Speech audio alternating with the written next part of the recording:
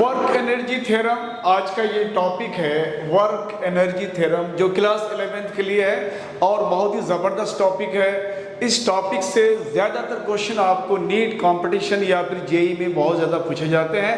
ये जो मैकेनिक्स का पार्ट है बच्चों, तो मैकेनिक्स के पार्ट में मैंने पहले ही बता चुका है कि एनएलएम यानी Newton's laws of motion one of the most precious topic जो जेई या यूँ कहा जाए कि आपको नीट एग्जामिनेशंस के लिए जो न्यूटन्स लॉज ऑफ मोशंस से क्वेश्चन आपको किसी ना किसी तरह से रहता ही रहेगा, वो आपको कभी भी एक्सक्लूड नहीं करता है। बहुत ज़बरदस्त टॉपिक है। उसके बाद ये वर्क एनर्जी जो पावर है, ये वर्क एनर्जी पावर में वर्क एनर्जी थ्योरम भी हम लोग पढ़ेंगे, काफ़ी डिटेल्स तो करेंगे।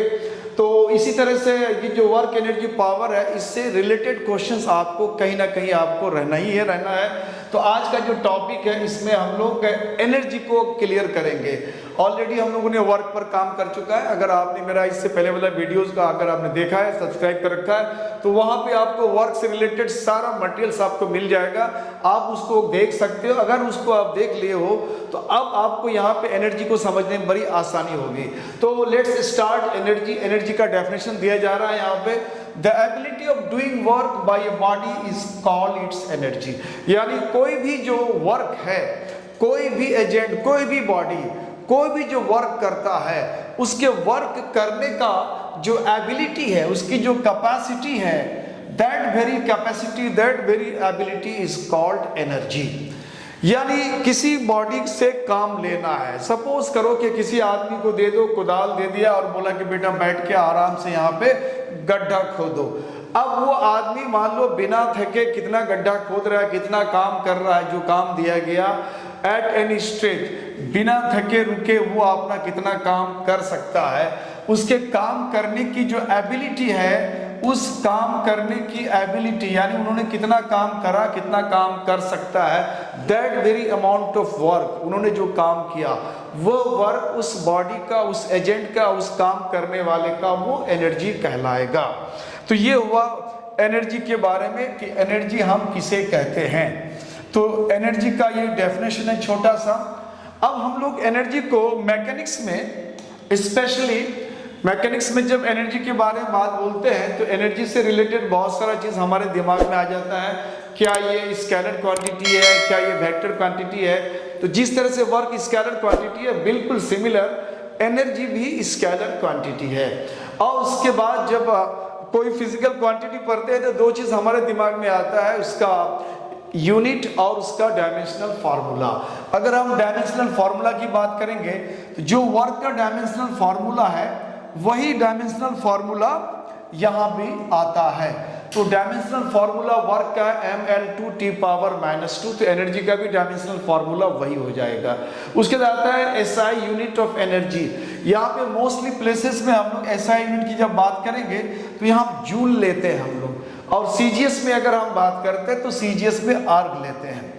लेकिन ये दो यूनिट के अलावे कुछ प्रैक्टिकल यूनिट है जो अक्सर पूछे जाते हैं। ज़्यादातर जैसे हम केमिस्ट्री की बात करें, मॉडर्न फिजिक्स की बात करें, एटॉमिक केमिस्ट्री की बात करें, न्यूक्लियर फिजिक्स की बात करें, तो वहाँ पे हम लोग एनर्जी का यूनिट जूल या आर्ग नहीं लेकर के इलेक्ट्रॉन वोल्ट लेते हैं। वहाँ पे इलेक्ट्रॉन वोल्ट का इस्तेमाल होता है। तो एक इलेक्ट्रॉन वोल्ट कितना होता है? एक इलेक्ट्रॉन वोल्ट का वैल्यू होता है 1.6 10⁻⁻19 जूल। उसके बाद अगर हम हीट में चले जाते हैं, हीट एंड थर्मोडायनेमिक्स में, तो वहाँ पे हम लोग एनर्जी के यूनिट को कैलोरी में नापते हैं। तो 1 कैलोरी इक्वल टू हो जाता है 4.186 जूल। इसी तरह से अगर हम बिजली विभाग की अगर बात करें, बिजली विभाग जो हमारे घर में बिल भेजते हैं कि हमने इस महीने में कितना पावर, कितना एनर्जी कंज्यूम किया है, तो हमारे घर में जो बिल आता है बिजली विभाग से, उसको BOT कहते हैं। BOT का मतलब होता है बोर्ड ऑफ ट्रेड यूनिट। तो बोर्ड ऑफ ट्रेड यूनिट में बिजली विभाग वाले एनर्जी का जो यूनिट एसेस करते हैं वो किलोवाट आवर में करते हैं, यानी kWh किलोवाट आवर।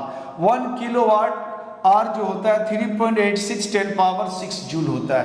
तो ये एनर्जी का एक प्रैक्टिकल यूनिट है 3। और जहाँ पर हम लोग SI और CGS की बात करेंगे तो वहाँ ज़्यादातर हम लोग जूल और आर्ग लेते हैं। तो दिस इज अबाउट एनर्जी और उसका डायमेंशनल फार्मूला और उसका यूनिट। अब आता है जो टॉपिक हम लोग पढ़ रहे हैं एनर्जी का, वह टॉपिक हमारा काइनेटिक मैकेनिकल एनर्जी का है। तो मैकेनिकल एनर्जी की जब बात करेंगे तो मैकेनिकल एनर्जी को हम लोग दो ग्रुप में डिवाइड करते हैं, काइनेटिक एनर्जी बोलते हैं और एक पोटेंशियल एनर्जी बोलते हैं। काइनेटिक एनर्जी और पोटेंशियल एनर्जी ये दोनों मिल करके हमारा बनता है मैकेनिकल एनर्जी। तो मैकेनिकल एनर्जी में हमारा दो है, उसमें बारी बारी से देखते हैं हम लोग। तो सबसे पहले हम लोग आते हैं काइनेटिक एनर्जी की बात करते हैं। काइनेटिक एनर्जी का अगर डेफिनेशन की बात करेंगे बच्चों, तो काइनेटिक एनर्जी का डेफिनेशन होता है energy possessed bye a body by virtue of its motion. Energy possessed by a body by virtue of its motion is called kinetic energy। मतलब कोई बॉडी अगर मोशन में है, गति में है, अगर वो हरकत में है, चल फिर रहा है, तो कह रहा है कि उसके वजह से उस बॉडी के अंदर एक एनर्जी आ जाता है। अगर किसी बॉडी में उसके मोशन के वजह से अगर उसमें एनर्जी आ जाता है तो उस एनर्जी का नाम है काइनेटिक एनर्जी। जैसे एग्जाम्पल में दिया गया है कि a hammer drive a nail into a piece of wood by due to its kinetic energy। यानी जैसे ये हथौड़ा है, ये लकड़ी का कोई ब्लॉक है, इस ब्लॉक में एक नेल को लेकर के हथौड़े से हम लोग इसको क्या करते हैं, पीटते हैं। अगर नेल को लेकर के हथौड़ा अगर ऐसे आप लगा के रखोगे तो नेल अंदर नहीं जाएगा, जब तक कि आप हथौड़े को उठा के ऐसे इसमें स्ट्राइक नहीं करोगे, ठोकर नहीं मारोगे। तो अब हथौड़े को लेकर के आप ऐसे जब कर रहे हो तो हथौड़ा का एक मोशन आ जाता है। जब हथौड़े के अंदर एक मोशन आ जाता है, उस मोशन के कारण इस हथौड़े में काइनेटिक एनर्जी आ जाता है। अब ये हथौड़ा जनरल हथौड़ा नहीं रहा, अब इसके अंदर एक काइनेटिक एनर्जी आ गया और इसी काइनेटिक एनर्जी के कारण ये हथौड़े से ये जो नेल है उस वुडन ब्लॉक के अंदर चला जाता है। अगर इसमें हम काइनेटिक एनर्जी नहीं देंगे, हथौड़े को अगर हम नेल के साथ सटा के रखेंगे तो कोई फर्क नहीं पड़ेगा, जब तक इस हथौड़े में काइनेटिक एनर्जी आप नहीं दोगे। और काइनेटिक एनर्जी देने का क्या है कि आप हथौड़े को लेकर के आपने नेल के ऊपर जबरदस्त चोट मारा, तो जब आपने उसको चोट मारा तो दैट इज मोशन आ गया, काइनेटिक एनर्जी आ गया। जो ही हथौड़े में मोशन आ गया, काइनेटिक एनर्जी आ गया और उसी काइनेटिक एनर्जी के कारण ये नेल इस वुडन ब्लॉक लकड़ी के गुटकी के अंदर चला जाता है। दूसरा एग्जाम्पल हमने दे रखा है kinetic energy of air can run a wind mill. आपने अगर देखा होगा राजस्थान वगैरह इसमें एरिया में देखा होगा जहाँ हवा वगैरह तेज चलती है, तो वहाँ पे इस तरह का पंखा के शक्ल में बड़े बड़े काफ़ी हाइट ऊंचाई पे जो है खेतों में, जंगलों में, रास्ते के किनारे ये सब लगा होता है, इसको विंड मिल कहते हैं। तो ये विंड मिल कैसे रन करता है, तो जब एयर काफ़ी स्पीड में रहता है, एयर जब चलने लगता है तो वो इस एयर के स्पीड के कारण एयर में एक काइनेटिक एनर्जी आ जाता है। वो काइनेटिक एनर्जी इस विंड मिल को घुमाने का काम करता है, इससे हमारा बिजली पैदा होता है। तो ये हो गया काइनेटिक एनर्जी का दो एग्जाम्पल हमने दिया। अब आता है कि काइनेटिक एनर्जी की जब बात करते हैं तो दिमाग में आता है काइनेटिक एनर्जी का फॉर्मूला क्या होगा, जिसको हम लोग बोलते हैं एक्सप्रेशन ऑफ काइनेटिक एनर्जी। हम लोगों ने मान लिया कोई एक ब्लॉक है, कोई एक ब्लॉक ले लिया, एक कोई ब्लॉक ले लेते हैं, मान लिया कि कोई एक ब्लॉक है, किसी टाइप का एक कोई ब्लॉक ले लिया और उस ब्लॉक को हम लोगों ने फोर्स लगाने की कोशिश करा। उस ब्लॉक में हम लोगों ने क्या करा, फोर्स लगाने की कोशिश करा। ये ब्लॉक है, इस ब्लॉक को हमने क्या किया, इस साइड से इधर से हमने इस पर फोर्स लगाया और इस पूरे ब्लॉक का मान लिया कि इसके अंदर जो मास है वो m है। जो ही इस पर हम फोर्स लगाएंगे, न्यूटन्स का जो लॉज ऑफ मोशन में सेकेंड लॉ ऑफ मोशन है, कहता है जब आप किसी बॉडी पे एक्सटर्नल फोर्स लगाते हो तो उस बॉडी में एक्सीलरेशन जनरेट होगा। तो उस बॉडी के अंदर मान लिया एक्सीलरेशन जनरेट हो गया a और ये बॉडी स्लाइटली डिस्प्लेस हो गया। मान लो थोड़ा सा वो डिस्प्लेस कर गया, कितना डिस्प्लेस कर गया, वो मान लिया ds डिस्प्लेस कर गया और ds डिस्प्लेस करने के बाद उसका जो वेलोसिटी है, उसका जो वेलोसिटी है वो मान लिया कि वो कुछ पहले यूनिफॉर्म रेस्ट में था, पहले उसका रेस्ट यानी कि उसका वेलोसिटी 0 था, लेकिन जब वो डिस्प्लेस हो गया ds दूरी से होने के बाद यहाँ पे उसका फाइनल वेलोसिटी मान लिया कि v हो जाता है। तो इस बॉडी को हमने फोर्स लगाया, m मास का बॉडी है, फोर्स लगने के बाद पहले इनिशियली वो रेस्ट में था यानी इनिशियल वेलोसिटी इसका 0 है। सेकेंड लॉ ऑफ मोशन से जो ही हम फोर्स लगाएंगे एक्सीलरेशन प्रोड्यूस होगा और ये बॉडी थोड़ा सा डिस्प्लेस हो रहा है, स्लाइटली डिस्प्लेस, ds का मतलब बहुत हल्का सा, स्लाइटली डिस्प्लेस कर जाता है, और डिस्प्लेस करने के बाद इसका वेलोसिटी अभी उसका v हो जाता है। तो अब यहाँ से यहाँ तक इसको स्लाइड करने में, खिसकाने में जो हमारा एक्सटर्नल फोर्स है, उन्होंने कितना वर्क करा इस बॉडी को यहाँ से यहाँ खिसकाने में। ये एक्सटर्नल फोर्स इस बॉडी पे जितना वर्क करेगा, that very amount of work इस बॉडी के अंदर एनर्जी बन जाएगा, काइनेटिक एनर्जी बन के उसमें स्टोर हो जाता है। तो हमने यह कहा कि suppose a body of mass m, मान लीजिए इस बॉडी का मास m है, अभी वो रेस्ट में है, और हमने इसमें फोर्स कितना अप्लाई करा, F फोर्स अप्लाई करा, और उस बॉडी के अंदर एक्सीलरेशन कितना उत्पन्न हो गया, एक्सीलरेशन a उत्पन्न हो गया। After certain time its velocity becomes v, और कुछ समय के बाद इसका वेलोसिटी v हो जाता है।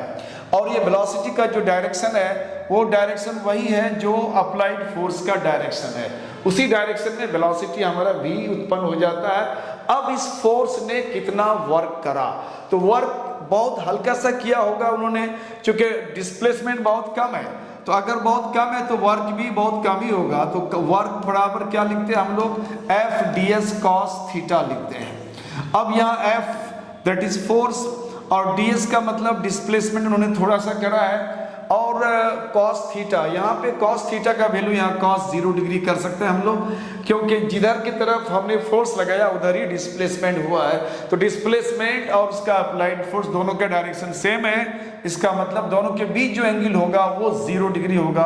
अब ये वैल्यू हमारा जो उन्होंने वर्क करा, ये एक्सटर्नल फोर्स ने जो वर्क करा, ये वर्क का वैल्यू होगा यहाँ पे एफ डी एस। अब थोड़ा सा इसको हम लोग आगे बढ़ाने की कोशिश करते हैं, तो देखते हैं इसको, थोड़ा सा कुछ वर्क है, उस वर्क को हम लोग थोड़ा सा यहाँ करेंगे। अब इस वर्क को करने के लिए हम लोग क्या करते हैं यहाँ पे कुछ चीज़ों को हम लोग लेते हैं, यहाँ से इसको पहले डिलीट कर दें हम लोग, इसको मैंने करा डिलीट। अब यहाँ पे वर्क जो हमने करा बहुत थोड़ा सा वर्क करा dw, और ये वर्क हो गया हमारा एफ डी एस। और सेकेंड लॉ ऑफ मोशन से कहता है जब आपने फोर्स लगाया उसमें एक्सीलरेशन आ गया, तो फोर्स बराबर आ जाता है मास इनटू एक्सीलरेशन, तो ma हो गया और ये ds हो गया। और ये जो एक्सीलरेशन है, ये एक्सीलरेशन को हम लोग rate of change of velocity कहते हैं, यानी rate of change of velocity dv upon dt। ये dv अपॉन dt आ गया, और ये बाजू में यहाँ ds लगा हुआ है। उसके बाद ये m dv को थोड़ा सा डिस्प्लेस कर देते हैं, ds को यहाँ लेके आते हैं, तो ये ds अपॉन dt हो गया, और dv को हमने साइड में रख दिया। अब यहाँ से हम लोग क्या करते हैं, ds अपॉन dt का मतलब हो गया rate of change of displacement, और rate of change of displacement को हम लोग वेलोसिटी कहते हैं, यानी दिस ds अपॉन dt जो है इसको हम वेलोसिटी कह सकते हैं, दिस इज v, और यहाँ बाजू में dv है। अब यहाँ से हमें थोड़ा सा जो वर्क हो गया, इस वर्क को हम पूरा करना चाहते हैं, यानी ये वर्क हमारा थोड़ा सा है, अब ये थोड़े से वर्क को थोड़ा सा बड़ा करके दिखाना चाहते हैं। तो हम लोग बड़ा जब करना है तो उसको इंटीग्रेट करना होता है, उसको हम लोग इंटीग्रेट करते हैं। तो अब इस थोड़े से वर्क को इंटीग्रेट करेंगे अगर, तो अब dw के साथ हमने क्या लगा दिया, इंटीग्रेशन लगा दिया, और इधर जो वैल्यू है हमारा mv dv, इसमें भी हमने इंटीग्रेशन कर दिया, और इंटीग्रेशन हमने v में लगाया, क्योंकि यहाँ पे जो स्लाइड चेंज है वेलोसिटी में हो रहा है, तो इसलिए वेलोसिटी टर्म का इंटीग्रेशन होगा, मास का नहीं होगा।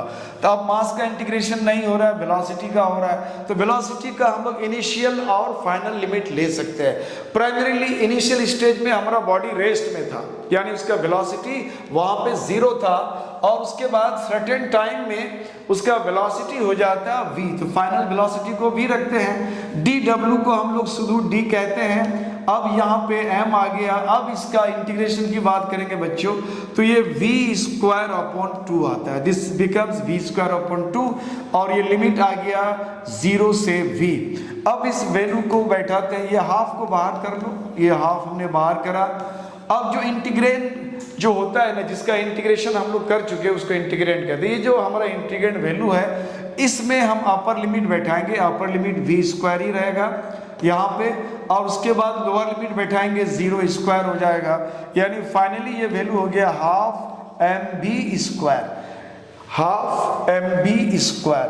ये जो वर्क एक्सटर्नल फोर्स ने उस बॉडी पे ये वर्क करा, इस वर्क से बॉडी थोड़ा सा डिस्प्लेसमेंट आया, बॉडी के अंदर मोशन आ गया, यानी बॉडी के अंदर काइनेटिक एनर्जी आ गया। इसका मतलब है कि दिस वेरी वर्क जो एक्सटर्नल फोर्स ने करा, ये वर्क हमारा फाइनली काइनेटिक एनर्जी के फॉर्म में बॉडी के अंदर स्टोर हो गया। तो हम लोग कह सकते हैं कि this work done by external force is stored as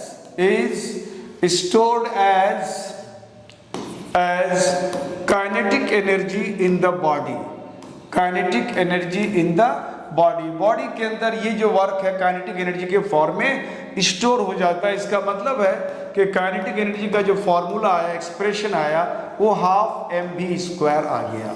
this is the formula या एक्सप्रेशन ऑफ काइनेटिक एनर्जी, यानी ये काइनेटिक एनर्जी का ये एक सूत्र है, फॉर्मूला है, ज़ाब्ता है।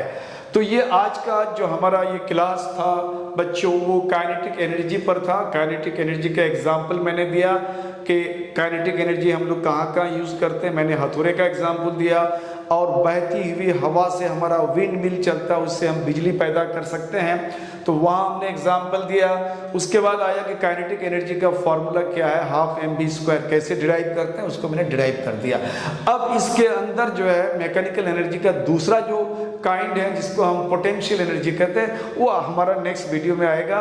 तब तक के लिए आप हमारे इस तरह क्लासेस जो भी आता है उसको आप जरूर वॉच करें। इससे बेहतर आपको और ज़्यादा चाहिए, तो जितना आप हमें इनकरेज करेंगे उतना ही ज़्यादा आपके लिए मैं बेहतर से बेहतर असाइनमेंट, जितने भी आपके लिए बेहतर से बेहतर क्वालिटी वाला, बेहतर से बेहतर मैटर आपको प्रोवाइड करने का मैं कोशिश करूँगा। Thank you for watching my channel, keep it up.